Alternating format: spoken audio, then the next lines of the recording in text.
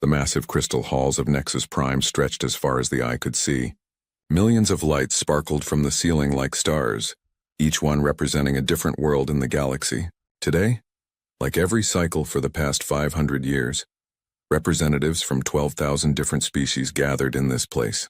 They came to talk about trade, to settle fights between planets, and to make decisions that affected billions of lives across the galaxy.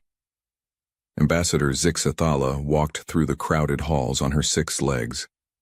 Her purple skin glowed softly in the artificial light as she made her way to the Centaurian section.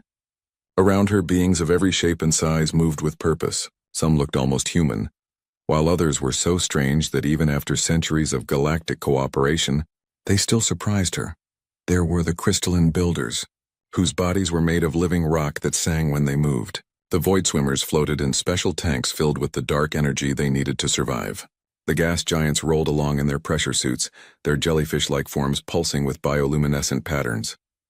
And thousands more, each one different, each one special in their own way.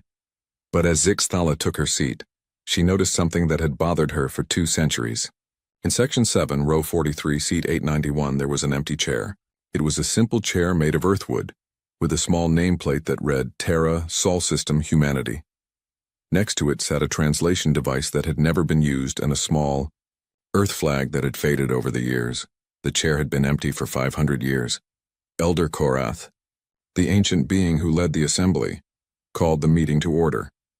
His voice echoed through the vast space without any technology. His species had evolved beyond the need for machines long ago. Welcome, friends, to the 847th Galactic Assembly. We have much to discuss today. The first item was the Void Plague. This terrible disease was killing entire colonies on the outer edges of the galaxy. Ships that went to help disappeared without a trace. Scientists had no idea how to stop it. The plague ate through both organic and artificial materials, leaving nothing but empty space where planets used to be. We have lost 17 worlds this cycle, reported Dr. Vexnar, the Assembly's chief medical officer. His forearms moved frantically as he showed holographic images of the destruction. The plague moves faster than our ships. We cannot evacuate planets quickly enough, the representatives murmured among themselves. Some spoke in languages that sounded like music, others in clicks and whistles. The universal translators worked overtime to help everyone understand each other. What about the Iron Worlds? Asked someone from the back. They promised military support. The Iron Worlds are too busy fighting the Helix Confederacy, replied another voice. That war has been going on for 30 years with no end in sight. Zixathala listened to the familiar arguments. Every cycle they faced the same problems. Wars that lasted decades. Diseases they could not cure. Political fights that never ended. Sometimes she wondered if intelligent life was just destined to destroy itself. I call for a vote, she said, standing up. Her translator picked up her words and broadcast them in 12,000 languages. We should remove the human seat from this assembly. They have never attended a single meeting. They ignore our messages. They do not participate in galactic affairs. Why do we continue to save a place for beings who clearly do not want to be here? A wave of discussion swept through the assembly. This was not the first time someone had suggested removing Earth's seat. In fact, it happened almost every cycle now. But somehow, the motion always failed. Elder Vishati of the Andromedans slowly stood up. She was one of the oldest beings in the galaxy, having lived for over 3,000 years. When she spoke, everyone listened. Young Zixathala raises a question we have debated many times, Vashiti said in her ancient, crackling voice. But I remind you all of how humanity joined this assembly. Their application was the most thorough document we had ever received. They knew our laws better than most species who had been members for centuries. They understood our customs, our traditions, our ways of doing things. Vashati's old eyes seemed to look back through time. The humans showed us technology we had never seen. They spoke of peace and cooperation. They offered to share knowledge that could help every world in the galaxy. And then, she paused, spreading her thin arms wide. They simply stopped talking to us. Exactly my point, Zixathala said. They ignore us. They are probably extinct by now. No, said a quiet voice from the data analysis section. Keeper Tixum, a small being covered in sensory organs, rarely spoke during assembly meetings. The Sol System shows signs of advanced civilization. We detect energy signatures consistent with a thriving technological society. They are very much alive. This created even more discussion. If humans were alive and had advanced technology, why did they never respond to galactic communications? Why did they avoid all contact with other species? Perhaps they are afraid, suggested someone. Or maybe they think they are too good for us, said another. Could they be planning something dangerous? Worried a third voice. Elder Korath raised one massive hand for silence. We will vote on Ambassador Zixathala's motion. All in favor of removing Earth's seat from the assembly? Lights began to glow throughout the vast hall as representatives voted. Red lights meant yes, blue lights meant no. Zixathala watched as thousands of red lights appeared, but just as many blue lights glowed in response. The motion fails, announced Korath after counting the votes. Earth's seat remains. Zixathala sat down, frustrated but not surprised. This happened every time. For some reason, enough species wanted to keep believing that humanity would someday join them. As the assembly moved on to other business, Captain Relthar of the Galactic Survey Corps sat in the observer section, thinking about his next assignment. He was scheduled to do a routine check of several star systems, including Sol. Maybe this time he would finally get some answers about the mysterious humans. In his long career exploring the galaxy, Relthar had seen many strange things. Planets made entirely of crystal that sang in harmony, gas clouds that were actually single living beings, ancient machines left behind by civilizations that had disappeared millions of years ago. But nothing puzzled him more than humanity. They had burst onto the galactic stage 5 centuries ago with impressive technology and peaceful intentions. They had followed every rule, filled out every form, and passed every test required for assembly membership. Then they had simply vanished from galactic politics while continuing to exist in their home system. Relthar made a decision. When he visited the Sol system, he would try harder than previous survey teams to make contact. Maybe the humans were just shy. Maybe they needed a personal invitation. Maybe they had been waiting for someone to visit them instead of just sending messages through space. As the assembly continued its debates about trade routes and territorial disputes, none of them knew that their questions about humanity were about to be answered in ways they never expected.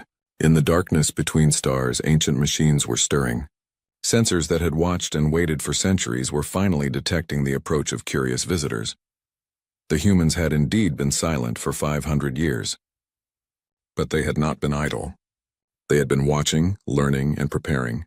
Soon the galaxy would discover that sometimes the quietest voices have the most important things to say. Captain Relthar guided his ship, the Starseeker, toward the edge of the Sol system. The journey from Nexus Prime had taken 3 weeks, even with the fastest jump drives the Galactic Survey Corps could provide. Now, as the familiar yellow star grew larger on his view screen, he felt a mixture of excitement and nervousness. The Sol system looked peaceful from a distance. 9 planets orbited the star in predictable patterns, just as they had for billions of years. Relthar's instruments showed the normal readings he expected: rocky inner planets, gas giants in the outer system, countless asteroids and comets drifting through space. Computer, scan for artificial structures, he said to his ship's AI.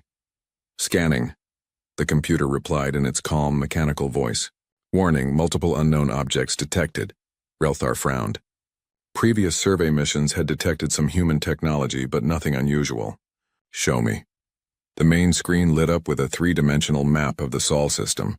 At first, everything looked normal. Then the computer began marking the unknown objects with red dots. 1 dot appeared, then 10, then 100. Soon there were so many red dots that they almost covered the entire map. Computer, how many objects are you detecting? Scanning continues. Current count 47,612 artificial structures. Number increasing as scan resolution improves. Relthar stared at the screen in shock. 47,000 structures? That was impossible. The largest spacefaring civilizations in the galaxy had maybe a few hundred ships and stations in their home systems. What kind of structures are these? Unknown. They appear to be geometric constructs of varying sizes.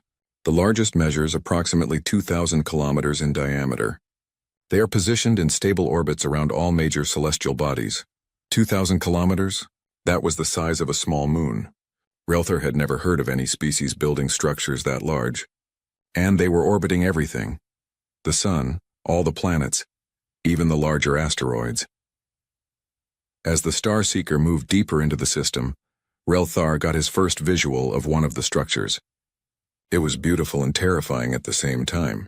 The object was perfectly geometric, like a crystal that had been carved by master artists. Its surface was dark but seemed to shimmer with internal light. It rotated slowly as it orbited Mars, and Relthar could see smaller structures attached to its surface like barnacles on a ship's hull. "Captain," his computer said suddenly, "we are receiving a transmission." "From where?" "From the structure you are observing." Relthar's hands trembled as he reached for the communication controls. This was it. After 500 years of silence, humanity was finally going to speak to the galaxy. "Put it through," he said. The voice that came through the speakers was calm and pleasant, speaking perfect galactic standard with just a hint of an accent that Relthar had never heard before. "Greetings, Captain Relthar of the Galactic Survey Corps vessel Starseeker. Welcome to the Sol system. I am Watchkeeper 4479. Please state your intentions and the nature of your visit." Relthar was amazed. Not only were the humans responding, but they knew his name, his ship's name, and his organization. They had been watching him since he entered the system. "This is Captain Relthar," he said, trying to keep his voice steady. "I am conducting a routine survey mission on behalf of the Galactic Assembly. I was hoping to establish contact with human representatives." "Understood. Your mission has been logged and approved. You may approach Watchkeeper 4479 for a more detailed discussion if you wish. Docking Bay 7 is available for your use." A docking bay? The structure had docking bays. Relthar realized that this was not just a monitoring station. It was a massive facility capable of hosting visitors. As his ship moved closer to the structure, Relthar could see just how enormous it really was. The docking bay alone was large enough to hold a dozen ships the size of the Starseeker. The walls were smooth and metallic, with lines of soft light that guided his ship to the correct landing position. When the docking process was complete, Relthar put on his environmental suit and walked to the airlock. He had no idea what to expect. Would he finally meet a human face-to-face? Were they even still biological? Or had they somehow evolved beyond physical form? The airlock opened to reveal a corridor that looked almost normal. The walls were made of some kind of white material that gave off its own gentle light. The floor had a slight texture that provided good grip for beings with various types of feet. Even the air felt comfortable when Relthar tested it with his suit's sensors. "Welcome aboard Watchkeeper 4479, said the same voice he had heard on his ship. "Please follow the blue lights to Conference Room 1. Relthar followed a trail of soft blue lights through several corridors. He passed rooms with transparent walls that showed incredible technology. Massive computer systems, laboratories filled with equipment he did not recognize, and what looked like manufacturing facilities that could build almost anything. Conference Room 1 was simple but comfortable. It had a table that could adjust its height for different species, chairs that could change shape to fit any body type, and walls that displayed beautiful images of Earth. Blue oceans, green forests, white clouds, and cities that sparkled like jewels. "Please be seated," the voice said. "I will materialize a holographic avatar for our conversation." The air in front of Relthar shimmered, and suddenly a human appeared. It was a middle-aged woman with kind eyes and gray hair. She wore simple clothes and had a gentle smile that made Relthar feel welcome. "I am Watchkeeper 4479, she said. "Though you may call me Sarah if you prefer. I am an artificial intelligence created by humanity to monitor this facility and interact with visitors." "You are not human?" Relthar asked. "I am human in thought and personality, but not in body," Sarah explained. "My consciousness is based on the memories and experiences of a real human named Sarah Chen, who died 300 years ago. She volunteered to have her mind preserved so that she could continue to help humanity's mission." "What mission?" Sarah's expression became more serious. "The mission to watch, learn, and protect. Humanity decided long ago that the galaxy was not ready for our direct participation, but we have never stopped caring about the welfare of all species." "I do not understand." "Your people applied to join the Galactic Assembly. You were accepted. Then you disappeared." "We did not disappear, Captain.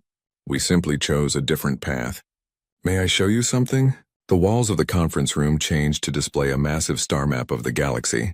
Thousands of small lights blinked on the map, each one representing a different location. "These lights represent the locations of Watchkeeper stations throughout the galaxy," Sarah explained. "We have been observing galactic civilization for 5 centuries. We have recorded every war, Every peace treaty, every technological advancement, every disaster. We have learned from your successes and your mistakes. Relthar stared at the map. There were watchkeeper stations everywhere, near every major trade route, every political border, every dangerous region of space. Humanity had not withdrawn from galactic affairs. They had embedded themselves so deeply in the galaxy that they could see everything. Why? He asked him. Why watch instead of participate? Sarah's holographic form walked to the star map and pointed to several flashing red areas. Because participation often means taking sides. It means making enemies. It means being forced to choose between helping one species or another. By remaining neutral observers, we can help everyone without becoming entangled in the politics that have torn the galaxy apart for millennia. But you could have helped us solve so many problems. Who says we have not? Sarah smiled mysteriously. Tell me, Captain, what is the current crisis facing the Galactic Assembly? The Void Plague. It is destroying worlds faster than we can evacuate them. Sarah nodded. And have you checked your ship's database for any anonymous scientific papers about dimensional parasites published in the last 50 years? Relthar was confused. Dimensional parasites? That is what you call the Void Plague. The cure was published anonymously in 17 different scientific journals across the galaxy over the past 50 years. The research was attributed to various fictional scientists, but it all came from watchkeeper stations. Relthar felt his world turning upside down. You have a cure for the Void Plague? We have had a cure for 300 years. We predicted the plague's emergence and developed countermeasures before it ever appeared. The information is freely available to anyone who takes the time to look for it. Why did you not give it directly to the Assembly? Sarah's expression became sad. Because the Assembly has a habit of ignoring advice that comes from sources they do not control. Anonymous scientific papers get studied and verified. Official communications from unknown species get buried in political committees.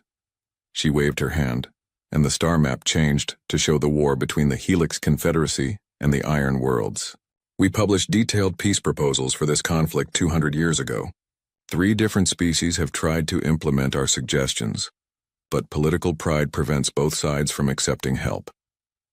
Relthar was beginning to understand the terrible irony of the situation.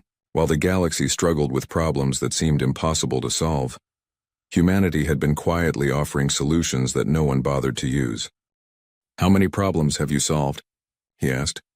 We prefer to think of it. Captain Relthar spent the next several hours learning about humanity's hidden presence in the galaxy. Sarah showed him through different sections of Watchkeeper 4479, each one more impressive than the last. There were vast libraries containing the complete history of every known species. There were laboratories where human scientists worked alongside advanced artificial intelligences to solve problems that had puzzled the galaxy for centuries. In one room, Relthar saw something that made his heart stop. It was a perfect replica of the Galactic Assembly Chamber, complete with tiny figures representing every species. But this version was different. In Section 7, Row 43, Seat 891, there was a small human figure sitting in the chair that had been empty for 500 years. We attend every assembly meeting, Sarah explained when she saw his shocked expression. Not physically, but we monitor every word spoken, every vote taken, every decision made. We have representatives in that chamber. You just cannot see them. Invisible observers? Quantum phase monitoring devices. They exist in the same space as the assembly chamber, but shifted slightly out of normal reality. Completely undetectable to any known sensor technology. Relthar looked at the tiny human figure in the replica chamber. So you have been participating all along. We listen, we learn, and we offer advice when it might be helpful. But we do not vote or make formal statements. We learned early that direct involvement in galactic politics tends to make problems worse, not better. Sarah led him to another room that contained the most advanced computer system he had ever seen. Streams of data flowed through transparent tubes like liquid light. Holographic displays showed real-time information from across the galaxy. Ship movements, communication intercepts, energy readings from millions of worlds. This is where we monitor everything, Sarah said. Every Watchkeeper station feeds information back to facilities like this one. We know about problems before the species involved even realize they exist. She gestured to one of the displays, which showed a detailed map of the Orion sector. Several star systems were highlighted in yellow, with streams of data flowing from each one. For example, The star HD 164595 in the Orion sector will go supernova in 14 months. 23 days and approximately 6 hours. The explosion will destroy 7 inhabited planets and render 12 others uninhabitable. Approximately 47 billion lives are at risk. Relthar stared at the display in horror. 47 billion? We have to warn the Assembly immediately. We published a paper about stellar instability in that region 3 years ago, Sarah replied calmly. It was submitted to the Astrophysical Journal under the name Dr. K. Vextari, a fictional scientist from the Rigel system. The paper included specific warnings about HD 164595 and detailed evacuation plans for all threatened worlds. Was the paper accepted? Yes, it was even peer-reviewed by some of the galaxy's top astrophysicists. They confirmed our calculations and agreed that the threat was real. Then why has nothing been done? Sarah pulled up another display showing political communications from the Orion sector. The local governments received the scientific report, but they decided it was too expensive to evacuate 47 billion people based on a prediction. They voted to conduct their own study, which will take 5 years to complete. Relthar felt sick. 5 years? But the star will explode in 14 months. Politicians often prefer comfortable lies to uncomfortable truths, Sarah said sadly. We have seen this pattern repeat thousands of times across the galaxy. Species receive warnings about disasters, then choose to ignore them because acting on the warnings would be difficult or expensive. She waved her hand, and the display changed to show a long list of warnings. Each entry had a date, a threat description, and a status update. Most of them were marked with red text that said ignored or dismissed. Warning 23. The void plague emergence predicted 312 years ago. Status ignored until plague began spreading. Cure still not implemented. Warning 156. War between Helix Confederacy and Iron Worlds predicted 174 years ago. Status peace proposal rejected by both sides. Conflict ongoing. Warning 298. Economic collapse of the Centaurian trade network predicted 89 years ago. Status. Warning dismissed as fear-mongering. Collapse occurred exactly as predicted. Warning 847. HD 164595 supernova predicted 3 years ago. Status evacuation plan rejected. 47 billion lives still at risk. The list went on and on. Hundreds of warnings about wars, disasters, plagues, economic problems, and technological dangers. Most of them had been ignored, and many of the predicted disasters had come to pass exactly as humanity had warned. How do you know these things will happen? Relthar asked. Pattern recognition, Sarah explained. We have observed galactic civilization for 5 centuries. We have seen the same mistakes repeated over and over again. Species make war for the same reasons. They ignore environmental problems until those problems become catastrophic. They develop dangerous technologies without considering the consequences. She pulled up a complex chart showing historical patterns. For example, we have identified 17 different scenarios that lead to interstellar war. When we see the early warning signs of any of these scenarios, we can predict with 97% accuracy whether conflict will occur and how devastating it will be. But if you can predict these things, why do you not stop them? Because stopping them often requires species to admit they are wrong, Sarah said. And that is something most species find very difficult to do. She showed him recordings of various attempts to provide warnings. In one case, humanity had sent an anonymous message to a planet warning them that their industrial practices would cause a climate disaster within 50 years. The planet's government had declared the message to be enemy propaganda and increased their industrial output out of spite. The climate disaster happened exactly when predicted, killing billions. In another case, humanity had provided detailed technical specifications for a safety system that would prevent Starship reactors from exploding. The specifications were given freely to all species. Most governments had declared the safety system unnecessary and expensive. Over the following decades, hundreds of ships had been destroyed by reactor explosions that the safety system would have prevented. The galaxy's greatest enemy is not any outside threat, Sarah said. It is pride. The pride that prevents species from accepting help. The pride that makes them repeat ancient mistakes. The pride that values being right more than being alive. Relthar thought about his own species, the Vorthon. They had fallen into 3 civil wars in the past century, each one triggered by the same basic disagreement about resource allocation. Each time, outside observers had offered mediation and compromise solutions. Each time, both sides had refused help because accepting it would mean admitting they might be wrong. "So you just watch?" he asked. "You let billions die because they are too proud to listen?" Sarah's expression became pained. "We tried direct intervention for the first 50 years after we joined the galactic community. Do you know what happened?" She showed him historical records from that period. Humanity had sent ambassadors to negotiate peace treaties. They had shared advanced technology to solve resource shortages. They had provided medical aid during plagues and engineering support after natural disasters. "At first it worked well," Sarah continued. "We helped end several wars and saved millions of lives. But then problems began to appear. Species that we helped began to depend on our assistance instead of developing their own solutions. Other species became jealous of our technology and started wars to steal it. Governments began to blame us when our solutions did not work perfectly. The records showed the gradual deterioration of humanity's relationships with other species. Allies became enemies, friends became rivals. The very act of helping had created new problems that were often worse than the original ones. The final straw came during the Proxima crisis 230 years ago," Sarah said. "We provided military assistance to help the Proxima colonies defend against raiders. Our intervention was successful, but it created a power imbalance that led to a much larger war involving 37 different species. Billions died in a conflict that we had inadvertently caused by trying to help." She paused, her holographic form flickering slightly with what might have been emotion. "That was when we realized that the road to hell truly is paved with good intentions. We decided that the galaxy needed to grow up on its own, but we would watch carefully and offer quiet help to those wise enough to ask for it." "Has anyone ever asked?" Sarah smiled for the first time in hours. "A few. The Andromedans have quietly implemented 47 of our suggestions over the past century. They never admit where the ideas came from, but they study our anonymous publications carefully and adapt our solutions to their needs. Their society has become one of the most stable and prosperous in the galaxy as a result. And the others? They continue to make the same mistakes their ancestors made 1,000 years ago. But we keep hoping that someday wisdom will overcome pride. Until then, we watch, we learn, and we prepare for the day when the galaxy might finally be ready to grow beyond its childhood." Relthar looked around the vast chamber filled with humanities.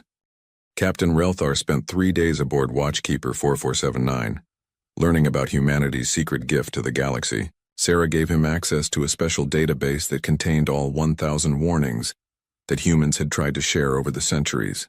Each warning was like looking into a crystal ball that showed the future with terrifying accuracy. Warning number 1 had been published 500 years ago in a scientific journal on Proxima Centauri. It predicted that the planet's atmospheric processors would fail within 50 years if they were not properly maintained. The warning included detailed maintenance schedules and replacement part specifications. The warning was ignored, and the atmospheric processors failed exactly 51 years later, forcing the evacuation of 12 million colonists. Warning number 67 described how the mining operations on Kepler 442b would destabilize the planet's crust, causing massive earthquakes that would destroy the colony cities. The warning was published as an anonymous geological survey 200 years ago. Mining companies dismissed it as environmental propaganda. The earthquakes began exactly when predicted, and 3 billion people died when the colony cities collapsed. Warning number 134 predicted the rise of the void plague by analyzing patterns in quantum dimensional tiers that appeared near black holes. The warning was written as a theoretical physics paper and published in 12 different scientific journals. It described how microscopic organisms from parallel dimensions would eventually break through into normal space and begin consuming matter at the quantum level. The paper included detailed instructions for creating quantum barriers that would prevent the plague from spreading. The void plague could have been stopped before it ever started, Sarah explained as they reviewed the warning. We even provided the technology to build quantum barrier generators. The plans were freely available in 17 different languages. Why did no one build them? Relthar asked. Because the technology required cooperation between 37 different species. Each species would need to contribute specific materials and expertise, but none of them wanted to work together on a project to stop a threat that might never happen. Sarah showed him video recordings of various planetary governments discussing the quantum barrier project. The meetings always followed the same pattern. Scientists would present the evidence and explain the threat. Politicians would ask about the cost and timeline.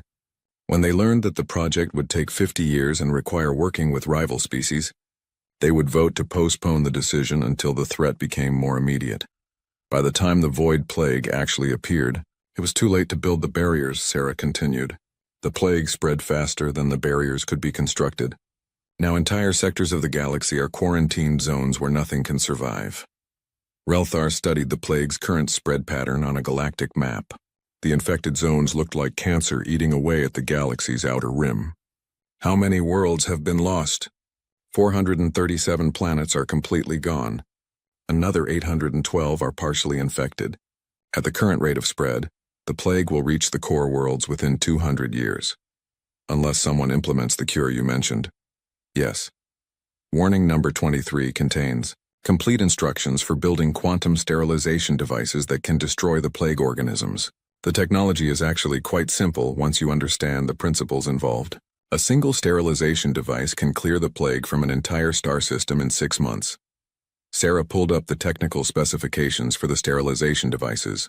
The plans were incredibly detailed, with step-by-step construction instructions and lists of required materials. Everything needed to build the devices was readily available in the galaxy. How long would it take to clear all the infected zones? Relthar asked. With proper coordination, the entire plague could be eliminated in 10 years. But that would require building approximately 2,000 sterilization devices and deploying them systematically across all infected regions. Why has this not been done? Sarah's expression became bitter. Politics. The species whose worlds are not yet infected do not want to spend resources helping the species whose worlds are already lost. The infected species are too busy evacuating their populations to build the devices themselves, and everyone argues about who should control the sterilization technology once the plague is gone. She showed him recordings of assembly debates about the void plague. Representatives spent more time arguing about territorial claims in cleared regions than they did discussing how to actually clear those regions. Some species even suggested that the plague might be beneficial, because it would eliminate their rivals and leave more resources for the survivors. Greed and short-sighted thinking, Relthar muttered. They would rather let the plague destroy everything than work together to stop it. That is why we stopped offering direct help, Sarah said. No matter how simple we make the solutions, no matter how clearly we explain the benefits, galactic politics always gets in the way. She moved on to warning number 156, which dealt with the ongoing war between the Helix Confederacy and the Iron Worlds. The warning had been published as a series of anonymous diplomatic papers that analyzed the historical causes of the conflict and offered detailed peace proposals. This war has killed 4 billion people over the past 30 years, Sarah explained. It started because of a misunderstanding about mining rights in the Vega system. Both sides claimed ownership of the same asteroid field based on different interpretations of an ancient treaty. The warning papers had included a simple solution: divide the asteroid field equally between both sides and establish a joint mining operation. That would benefit everyone. The papers even provided detailed economic projections showing how cooperation would make both sides far richer than continued warfare. Did anyone try to implement the peace plan? Relthar asked. 3 different species offered to mediate using our proposals, Sarah replied. The Helix Confederacy rejected mediation because they did not want to give up their territorial claims. The Iron Worlds rejected it because they did not want to appear weak. Both sides preferred to keep fighting rather than admit they might be wrong about anything. Warning. Number 203 described how the Centaurian trade network would collapse due to an over-reliance on artificial currency manipulation. The warning was published as an economic analysis paper that showed exactly how the manipulation would eventually spiral out of control. The Centaurians built their entire economy on a complex system of artificial currency exchanges, Sarah explained. They created virtual money that had no real backing, then used that money to buy real goods from other species. It worked for a while, but it was essentially a massive pyramid scheme that had to collapse eventually. The warning paper had included recommendations for economic reforms that would have prevented the collapse. The Centaurian government had received the paper and even commissioned their own economist to verify the analysis. When their economist confirmed that the predictions were accurate, the government classified the report as a state secret and continued their manipulative practices. They knew their economy would collapse, but they kept doing it anyway. Relthar was amazed by the stupidity. The people in charge were making enormous profits from the manipulation, Sarah said. They planned to cash out their artificial wealth before the collapse happened, leaving everyone else to suffer the consequences. Classic short-term thinking that prioritizes individual gain over long-term stability. Warning after warning told the same story. Humanity had foreseen disasters and provided solutions. The solutions were ignored for political reasons, economic reasons, or simple pride. The disasters happened exactly as predicted, killing billions and destroying entire civilizations. But there were also success stories. Warning number 89 had helped the Rigel colonies develop new agricultural techniques that prevented famine during a climate shift. Warning number 321 had provided the Andromedans with early detection methods for a genetic disease that could have wiped out their species. Warning number 445 had given the Vega shipyard safety protocols that prevented industrial accidents. The difference, Sarah noted, is that these species were willing to implement anonymous suggestions without needing to know where they came from.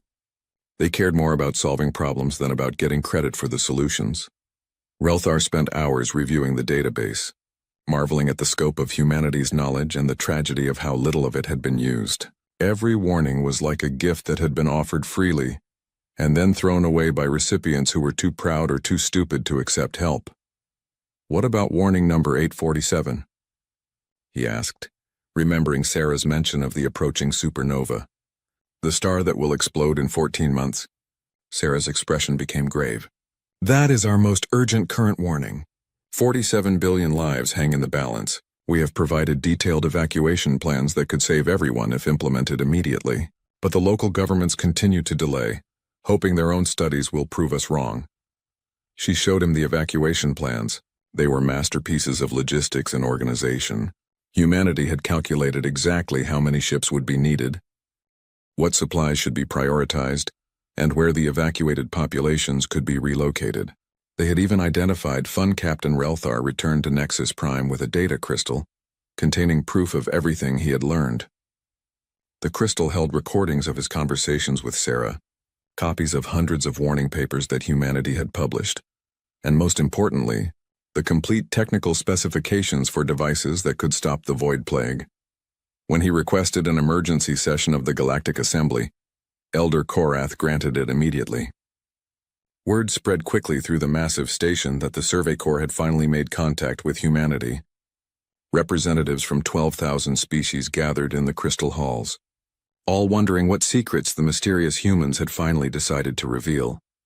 Relthar stood at the central podium, looking out at the sea of alien faces. Some looked eager, others skeptical, and many appeared annoyed at being called away from their normal business. In Section 7, Row 43, Seat 891, the human chair remained empty as always. Fellow beings, Relthar began, I have returned from the Sol system with information that will change how we view humanity's relationship with the galactic community. The humans have not been absent from our affairs. They have been watching us more closely than we ever imagined. He activated the holographic display system and showed them images of the Watchkeeper stations. Thousands of geometric structures appeared in the air above the assembly, each one a monument to humanity's patient observation of galactic civilization. A wave of shocked murmurs swept through the hall. Ambassador Zixthala was the first to speak. Captain Relthar, are you telling us that humans have been spying on the galaxy for 5 centuries? Not spying, Relthar replied. Watching, learning, and offering help in the only way they believed would be effective. He began to play Sarah's recordings, starting with her explanation of why humanity had chosen observation over participation. Many representatives became angry when they learned that humans had been secretly monitoring assembly meetings. Others were fascinated by the advanced technology that made such monitoring possible. But when Relthar began to reveal the 1,000 warnings, the mood in the assembly changed completely. He started with warning number 23, the Void Plague cure. As the technical specifications appeared on the holographic display, Dr. Vexnar, the Assembly's chief medical officer, began to examine them carefully. His forearms moved frantically as he cross-referenced the data with his own research.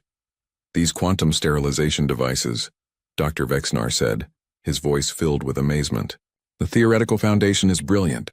We have been approaching the plague all wrong. We tried to fight it with conventional weapons when we should have been attacking its quantum signature."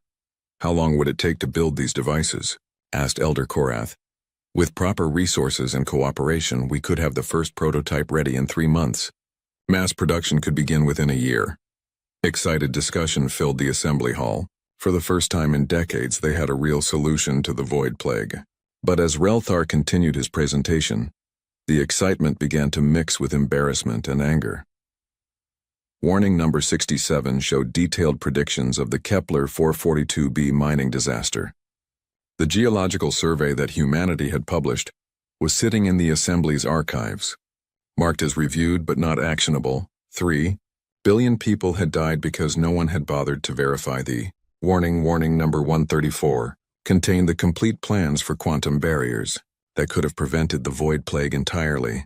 The plans had been submitted to 37 different governments over the past century. Each government had filed the plans away, assuming that someone else would take responsibility for building the barriers. As warning after warning was revealed, a pattern became clear. Humanity had foreseen almost every major disaster that had befallen the galaxy in the past 5 centuries. They had provided solutions that could have prevented billions of deaths and saved thousands of worlds, and the galactic community had ignored almost all of them. Representative Kixtal of the Iron World stood up angrily. If the humans had this knowledge, why did they not share it directly? Why hide behind anonymous publications and fictional authors? Relthar played Sarah's explanation of humanity's early attempts at direct intervention. The recordings showed how human help had initially been welcomed, then resented, and finally rejected. The Proxima crisis had demonstrated that direct involvement often made problems worse instead of better. The humans learned that pride prevents species from accepting help, Relthar explained. When advice comes from an official source, it becomes a political issue. When it comes from anonymous research, it can be evaluated on its own merits. But anonymous warnings can be ignored, protested Ambassador Vexnari of the Helix Confederacy. And they were, Relthar replied bluntly. Almost all of them. He showed them warning number 156, the detailed peace proposal for ending the war between the Helix Confederacy and the Iron Worlds. Both sides had received copies of the proposal years ago. Both sides had rejected it without serious consideration. Representative Kixtal and Ambassador Vexnari stared at each other across the assembly hall. The peace proposal on the holographic display offered everything both sides claimed to want.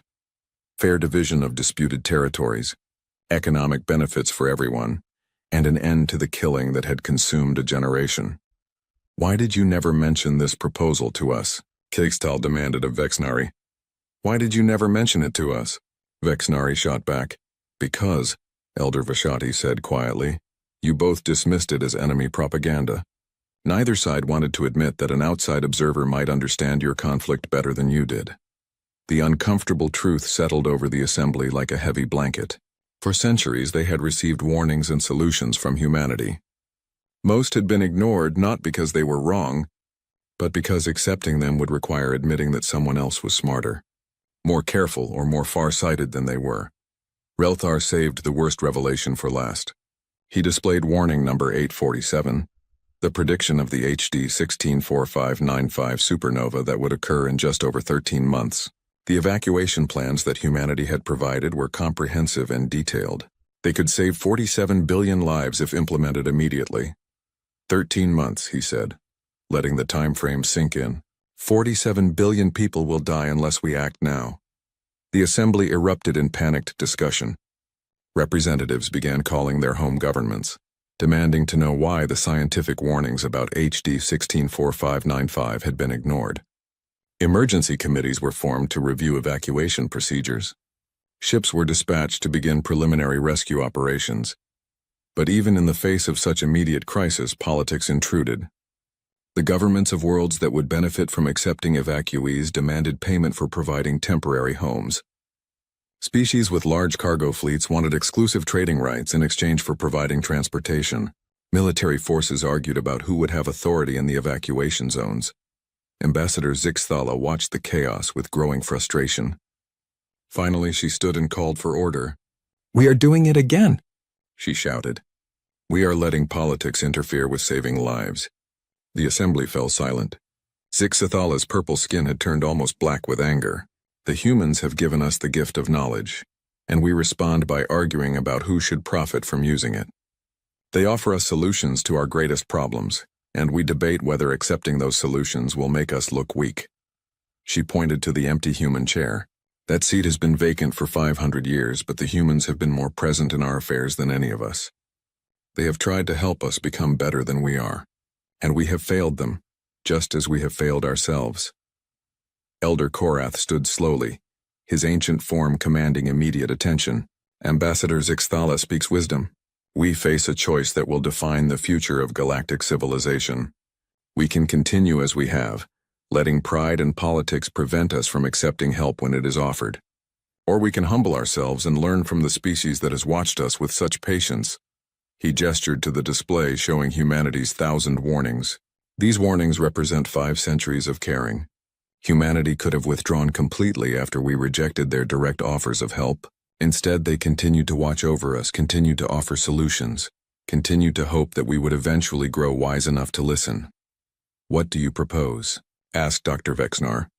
"I propose that we finally give humanity the respect they have earned," Korath replied. "I propose that we officially request their return to active participation in galactic affairs. Not as junior partners or advisors, but as the wise elders they have proven themselves to be."